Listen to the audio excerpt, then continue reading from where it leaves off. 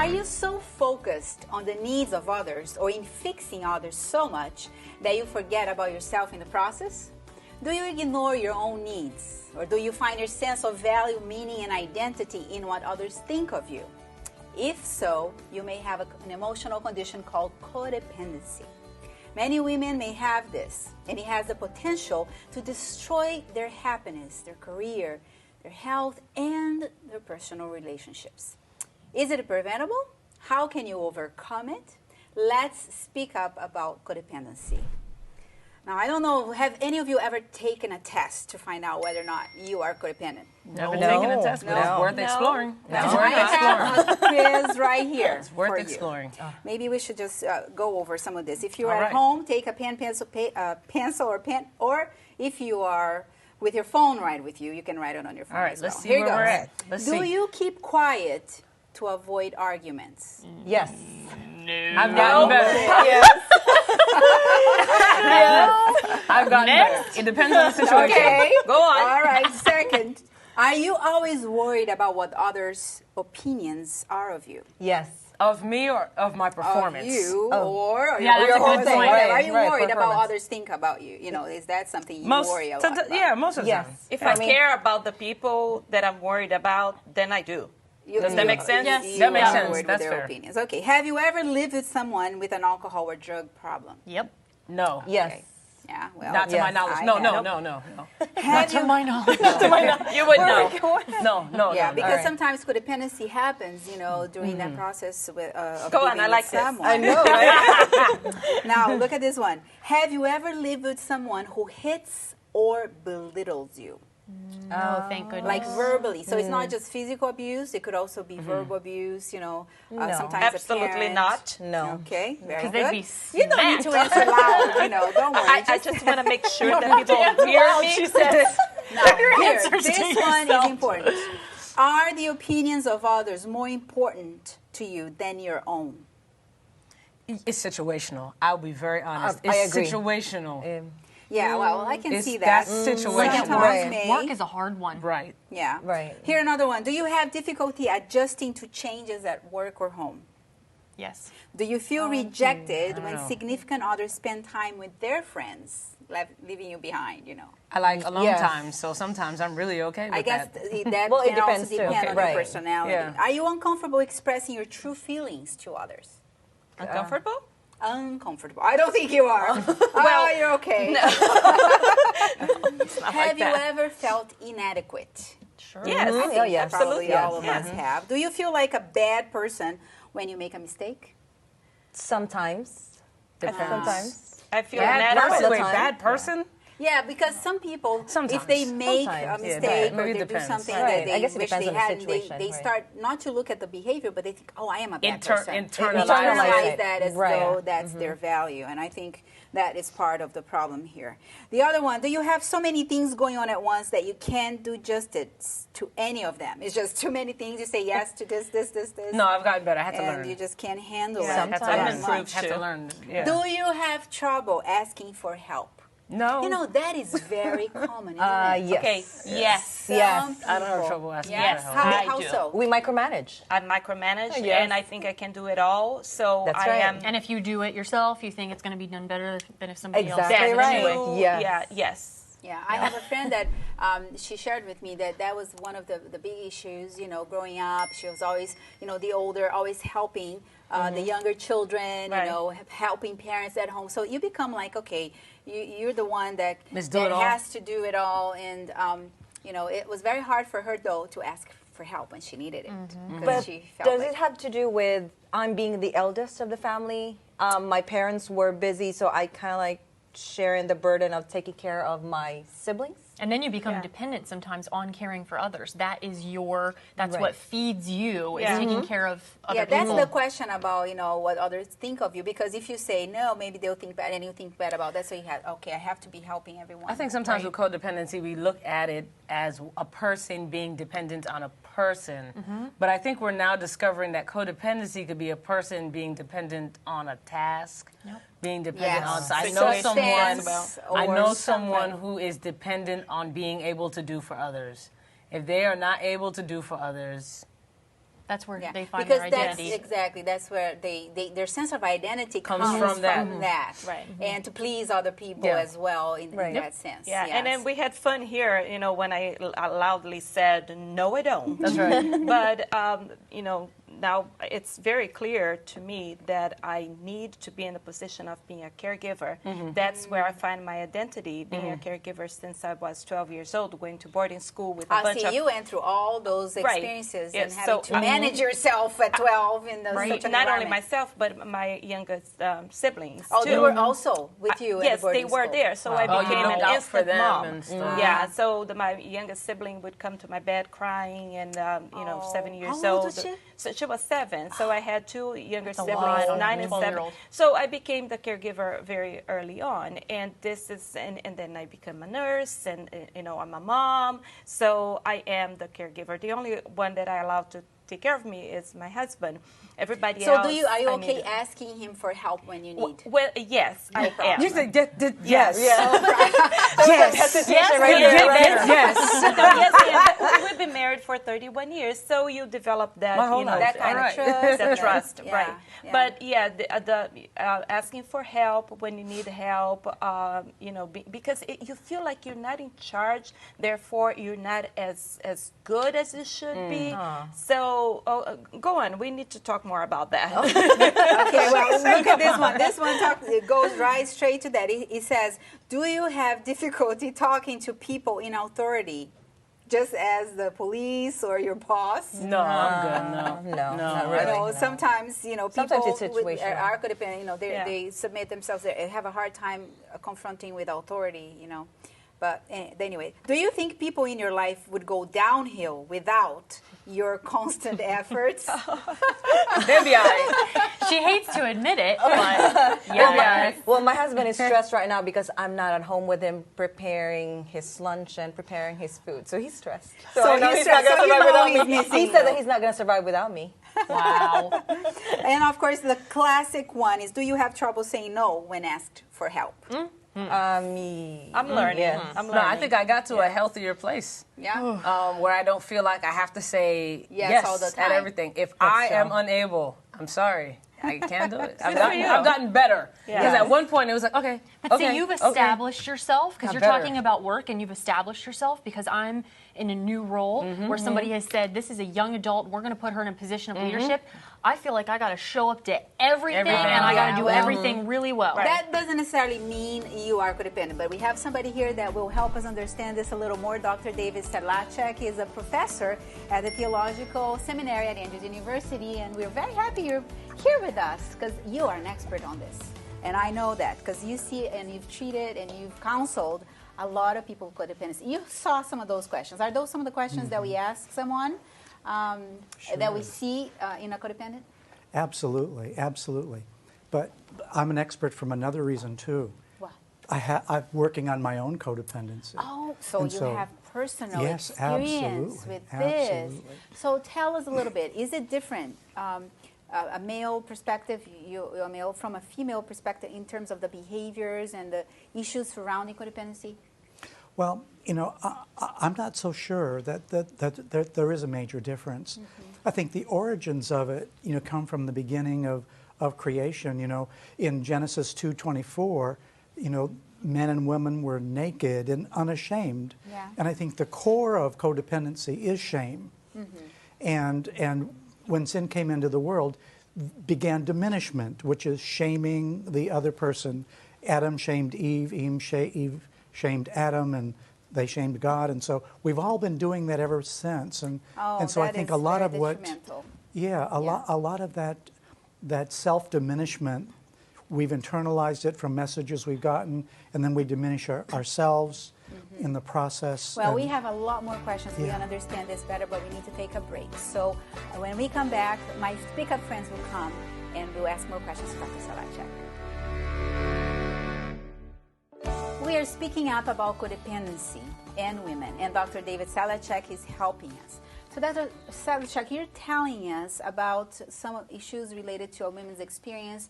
What would be some of the root causes for it? Does family matter, culture? Can you tell us a little bit Well, about that? both of those things matter. If a woman is raised in a culture where women are devalued, where they're not affirmed as equal, then that is a setup, for codependency very often. And if you live in a family where women are not treated, as even in this culture, if women are treated poorly as girls in the family, they're going to be set up to be more likely to be codependents. What do you mean treated poorly, like being abused verbally, or just mistreated, like in a dysfunctional family picture? Well, however the message is given and received, it is that women are less than men. That takes many different forms, but whenever that happens, that's a setup for codependency. Yeah. So in terms of, we often think, well, at some point we need to depend on someone. Can you explain to us the difference between being a codependent and being a healthy person that needs others in their life? I would use the term interdependent for people who are in healthy dependence. We all need each other. Yeah. I mean, that's biblical. No man is an island. I mean, we're all, 1 Corinthians chapter 12, we all need each other. We all have different roles and functions. So we're all interdependent. But codependence is a counterfeit of that. It is an unhealthy form of interdependence where it's based in I don't know who I am, and so I'm getting my sense of identity from you. Okay, so that's a hallmark. It's like I'm lost here, but I need you to fulfill that for me. So it's interesting because in many cases, somebody then who is a codependent may be in a relationship where they are enabling the other person, doing everything for the other person, and not helping the other person instead of helping. They think they're helping, but they're not. That's right. So explain that for us a little bit. How does this enabling take place with codependency? Well, enabling is intended to be love. I want to try and help this person. I care about them. I see them, doing things. Some form of addiction is an example of that. That very often occurs. And so I want to help them, and so rather than let them experience the natural consequences of their choices, of their behaviors and choices, I kind of step in. For example, let's say a man, just for example, is drunk on the weekend and doesn't make it into work on Monday, and so a codependent would call in and say, well, my husband got the flu or he's sick, so I lie, or I'm not totally truthful.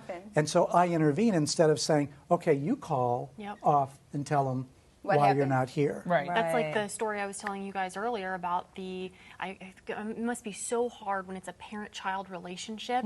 Her own son is an alcoholic. She knows it, but he says, Mom, I have nowhere else to go.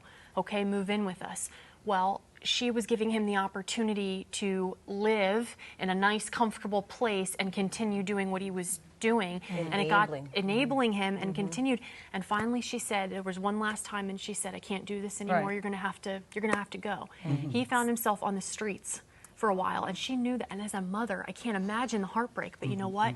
It was only until forcing him out like that he woke up and he went into a treatment center, and he's getting himself together. So he had to face the result, is what you're saying. Well, and so did she. And that he helped did him. Right. So in the beginning, she was not maybe helping as much as even though it was out of love. Sure.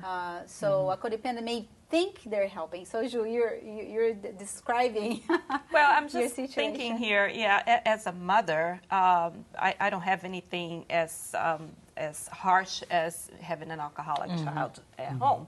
But I have adult children. And so we think, well, it's the economy. It's really hard for them to get up there. So am I doing the job of a parent, a loving parent? Am I not teaching them that they should go out there and fly? So it's the lines are very blurred.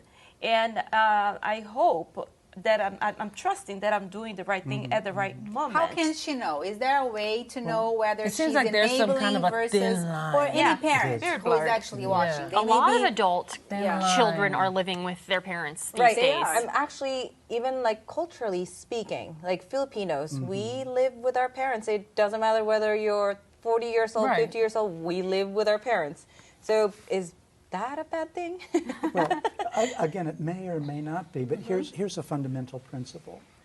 Is what I'm doing as a parent assisting my child to grow, or is it keeping them in a dependency role? Got it. So that's the line. And so that's kind of that line that we try to encourage. Is it really supporting them, helping them launch, helping them grow into the fullness of the person? Emotionally and in every way? Intellectually. In every way. Not just grow in size, but really grow in their experience. That's right, that's right. Yeah. So if that is something that you're making them more dependent on you, then self-reliant in a certain way, then you have to reassess the situation. Yeah. So how do you help someone, let's say, we've listened to some of the questions, we're seeing ourselves in this picture, and you're someone who has experienced that, you shared with us. So what are some of the key steps that we can take to overcome codependency? Well, first of all, one of the key things is to help people differentiate. Oh, differentiate their, explain to us. In what other is words, to differentiation? develop a solid sense of who they are apart from others. In other words, I have to answer the question, who am I alone, before I can answer the question, who am I in relationship? Most of us, we want to go to the second one first, but we don't have a sense of who we are, of our own value and worth. And so once I establish that, there are other things that I can do too. For example, go to a support group is often helpful, where I can allow other people to see me, where I can be vulnerable, where I can be open and can talk about my tendencies So to like be a 12-step codependencies. Christ-centered group Yes. is helpful, because then they can share their experiences, you can learn from their experiences, and you can share and be accepted without being afraid of being judged. Right. Another thing I think it's important to understand is that codependency, people who have that are just as much at risk as, say, the addict is. It's just as damaging. They can die from that just like the addict can die from his or her addiction. And so some people need even a higher level of treatment, like perhaps even a residential treatment for codependency, because it's that toxic for them. And so there are all kinds of levels of treatment. It all for depends how deep you are in this. Yes. Okay. Yes, indeed. So in terms of being people of faith, and this is, we are unashamed about that, how does God help us in that process of overcoming codependency? Well, one of the things I love about God is He always supports us in making our own choices. Right. He doesn't enable us. He allows natural consequences to occur. True. Okay?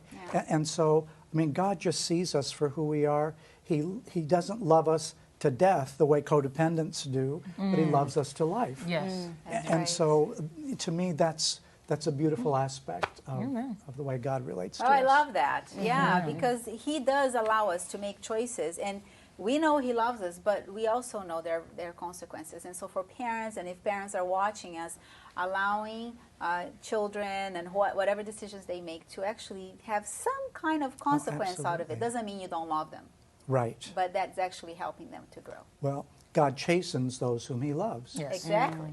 Oh, that was very helpful. Thank you, Dr. Salaczek, for helping us understand this a little more. For more information, please visit our website, hopetv.org/speakup.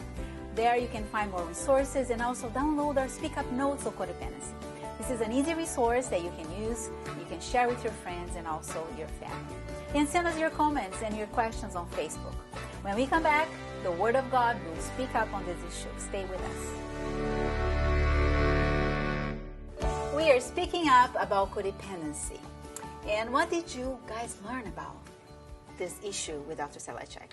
It's deadly, or it can be deadly. But there's treatment. It can be deadly. There's treatment. There's treatment. This is serious. Have you known someone who actually died because they were overdoing it for others people? It other sent people someone and in. not caring for themselves. Sorry, I know someone who had sent them into a place of extreme worry because they were so codependent on this particular relationship. Where the person is, what they're doing. Oh, they didn't call me today. They must be mad. Oh, well, when they came over here, they looked upset. It's something I did, and I'm like, maybe, just maybe, they had a bad day on their own. That's right. But it sent that person into like extreme worry, which could probably eventually take you out. Because, I mean, that stresses you. Oh, yeah. Right? All That's those exhausting. hormones, all those It's where it strains your leads heart, you. I guess. Right. It will strain everything. Yeah. It's the road that it takes you. I really appreciate the interdependence aspect that he clarified for us. difference between a healthy dependency from each because other. being married to someone for the past 31 years, I cannot think about life without him around, and vice versa. So I think this is healthy in a way. But will I be a whole person one day when he's gone? Will he be a whole person the day that I am gone? That is the question. See, the yeah. differentiation, though, that was very helpful, wasn't it? To find Yes. out you can still love your husband and depend on him in a healthy way, but you should have your own identity separate from his him. identity, right? And likewise with parents, children, or boyfriends, girlfriends, friends, what we see sometimes with a codependent person is that they become so enmeshed, if that's the word, Right. Yeah. with the personality, with the other person, Intertwined. that Yeah. they don't know who they are outside of that relationship. Yeah. And roles. I think we should be thinking about roles too. At one point in your life, you have the role of being a mother. You're always going to be a mother, but the role the changes. You become a friend more than... You're always going to be a mother or a father, but the way you interact with your child might be different. From the child. From you the know, child point of view, to and the from adult your child, point of view, because then otherwise, if you don't do that, you're going to be an enabler of behaviors that are no longer appropriate for the developmental age of the child. Makes So sense. allowing the child makes to make their own decisions. and right? have And the the consequences. consequences Yes, of those that's decisions, right. which is very hard Makes sometimes for sense. parents. And to separate the fact that, okay, I love them, that's why I will let them have Otherwise, the consequences. cycle, don't you imagine the cycle of a child that's raised that way? It's just going to Oh, continue. they're going to have a harder time as they go as adults, and will be codependents as well. Right. Now, does the Bible have anything to say about this, do you think? I mean, it does say trust in the Lord. I think a part of codependency is because maybe there's a lack of trust somewhere within Yeah. self, maybe one's process. Maybe they feel like, or an individual feels like they need to latch on to another person for a Security. greater reason for security. But the Bible does share so much on it. So, And even the Lord gave us dependency to Yeah. make our own choices, right? yeah, I think you have the word for that. All right, I'll be reading from Proverbs chapter 29, verse 25. It says here, "Fear of man will prove to be snare, but whoever trusts in the Lord," remember, trust in the Lord, Yeah. "is kept safe." So, There's a trust factor in there, too. And I think that once we get to the point of codependency, we're not in a safe space Right. anymore. Because if you're codependent on a person, right? Everything in that this person life all their stuff is in flexible. their hand. Yep. Yeah. Anytime you depend on anything in this world, I don't care what it is, behavior, Yep. substance, Person. a person, all of that can be gone like Just that. like that. yeah, even This your own is looks, forever. And how do your you fare? How do abilities, you fare once all of that stuff Once is all gone? that's gone, Right. then what's who left? Your are identity you? is gone. And that's, I Right. think, what this is also saying, because once you know Christ and God in a way that is personal, and you know, and you have your identity based on what He thinks of thinks. you, then no matter what happens to you, no matter where you are in the world, no matter the tragedies you can face, you're able to maintain that identity in Christ. Amen. Because you trust Him. That's right. So Yeah, that's agreed. beautiful. Yeah. Yeah, that's beautiful. We learned that codependency takes two dependent individuals. The good news is that while you're half of the problem, you are also 100% of the solution. Go to our website and take a self-assessment test. Seek a mental health professional or counselor as needed. You can also attend a group session, a 12-step group, as it was mentioned. Learn to recognize the symptoms of codependency and rely on God for the wisdom to overcome this unhealthy emotional state and to live more fully. To download our Speak Up notes, go to our website at hopetv.org/speakup. If you would like prayer, call us at